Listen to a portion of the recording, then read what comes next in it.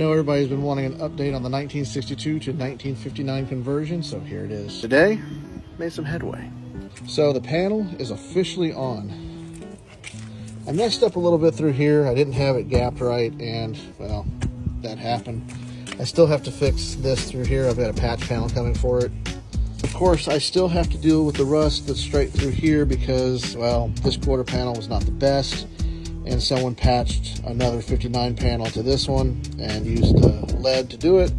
So I'm going to have to cut this section out and fix that. But it is on the car. I have to say it doesn't look bad. Still have some welding to do. Still have to find another spear. I'm just using this one for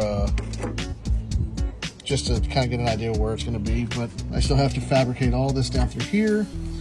And I have all the welding to do down through there.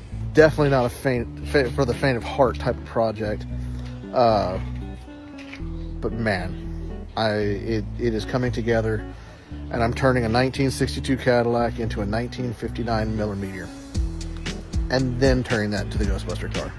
I mean, that, you gotta love those body lines.